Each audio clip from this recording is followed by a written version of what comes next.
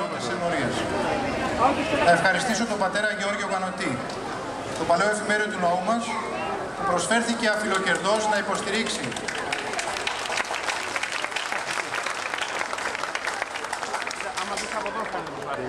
με το βιολί του τη γιορτή μας, καθώς και επίσης και τον Ορέστη Κοτσάκο με το λαούτο, που και εκείνος αφιλοκερδώς βρίσκεται σήμερα εδώ.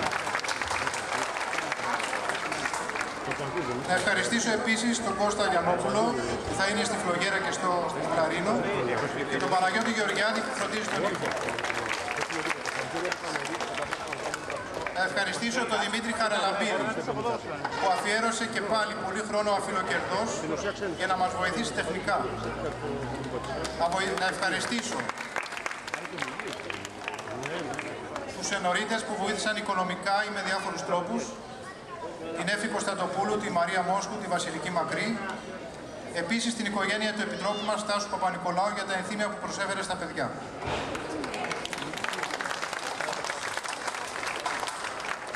Να ευχαριστήσω τον Θανάση και τη Σταυρούλα που έχουν τα ψηλικά στην Επτανήσου και προσέφεραν κέρασμα για τα παιδιά που λαμβάνουν μέρος στη γιορτή.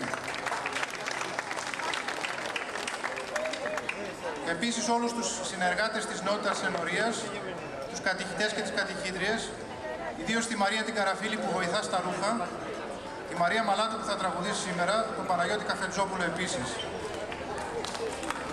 Να ευχαριστήσω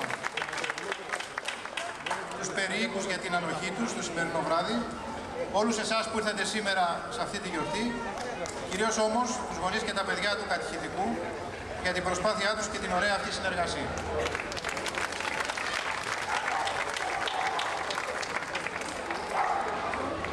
Ο τίτλος της γιορτής είναι «Πατρίδα, το πιο γλυκό κομμάτι της καρδιάς μας, πατρίδες του κόσμου». Όσο πιο πολύ σκοτεινιάζει, τόσο κάπως θα έχουμε καλύτερα και την προβολή.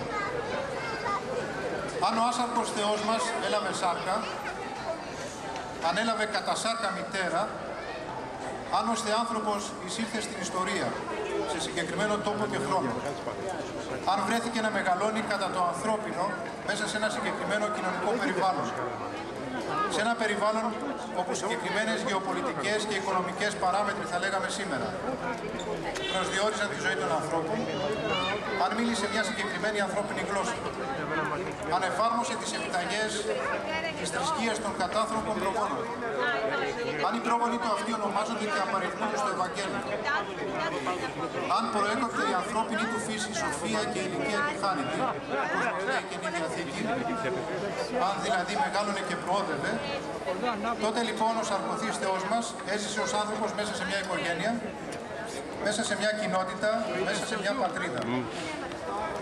Τι είναι η πατρίδα μας, ρωτά ο ποιητής. Μην είναι η κάμπη, κάθε της λιχό ακρογιάλι, κάθε της χώρα με τα χωριά. Όλα πατρίδα μας. Και αυτά και εκείνα και κάτι που έχουμε μέσα στην καρδιά.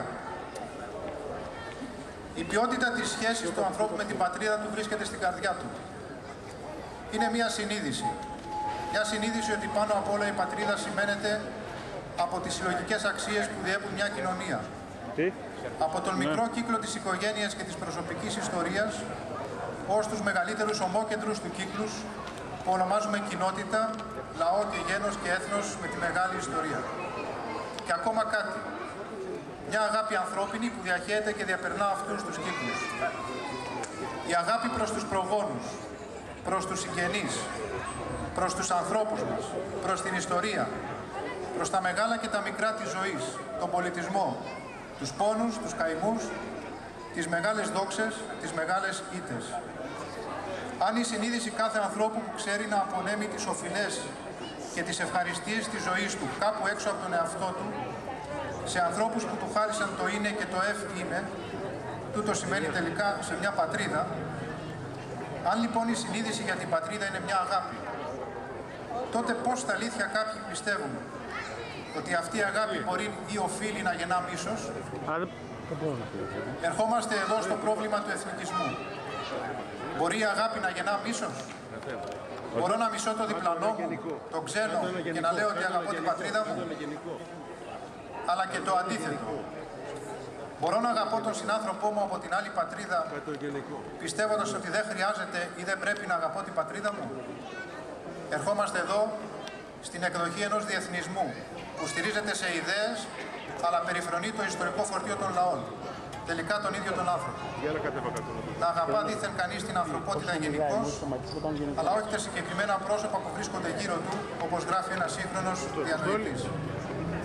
Μα η αγάπη δοκιμάζεται και μεγαλώνει πρώτα μέσα στην παλέστρα των προσωπικών σχέσεων, με τους κοντινούς ανθρώπους, εκεί που συνεφέρεται με την προσωπική ευθύνη της σχέσης. Ζούμε σε μια εποχή και σε μια γειτονιά με πολλές δυσκολίες. Είναι αλήθεια αυτό. Κηρύγματα μίσους, μυσαλλοδοξίας, ρατσισμού βρίσκουν εύκολα να ριζώσουν στις καρδιές των ταλαιπωρημένων από τη σημερινή κατάσταση ανθρώπων, εκείνων που στο σπίτι τους, στη γειτονιά τους, νιώθουν να είναι ξένοι στον τόπο τους, να αδικούνται, να υφίστανται βία. Ιδέες ναζιστικές προτείνονται ως λύση, δηλαδή η βία ως απάντηση στη βία. Η αξιολόγηση των ανθρώπων με κριτήρια φιλετικά και η ηθική νομιμοποίηση της βίας εναντίον συνανθρώπων. Ταυτόχρονα ένας διάχυτος αμοραλισμός, περιφρόνηση της ιστορίας, προσβολή ανθρώπων και λαών που υπέστησαν γενοκτονίες. Είτε αυτοί είναι Εβραίοι και οι περιφρονούντες συνειδητοί ναζιστές, είτε είναι οι δικοί μας υπόντιοι και οι περιφρονούντες και ασεβούντες προς τη γενοκτονία τους, αυτοχαρακτηρίζονται ως προοδευτικοί και το κάνουν αυτό χλευάζοντας την ιστορία μας για να μην χαρακτηριστούν εθνικιστές. Φρικτά πράγματα, ασυμβίβαστα με το Ευαγγέλιο.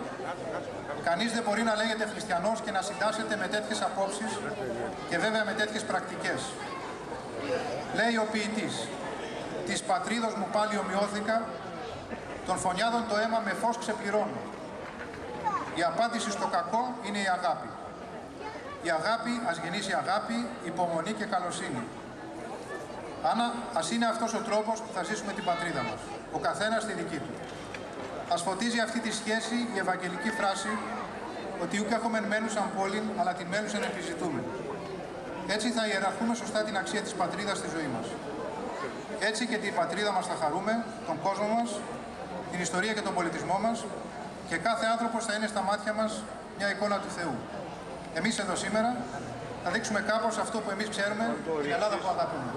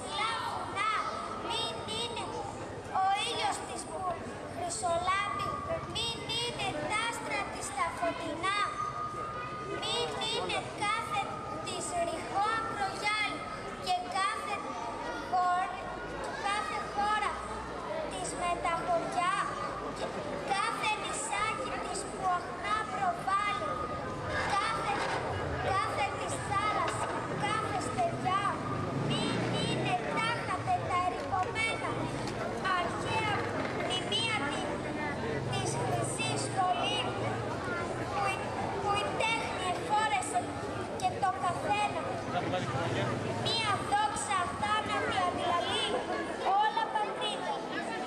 Και αυτά και εκείνα και κάτι που έχουμε μες στην καρδιά. Και το λάμπει αθόρυτο σαν ήγο και κράστης τετρός παιδιά.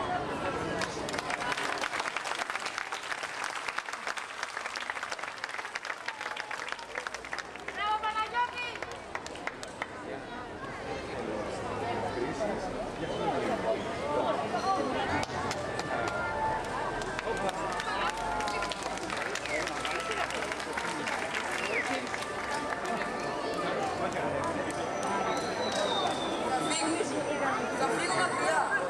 Αυτός ο λόγος δεν με κρατά. Θα φύγεις και πού θα πας?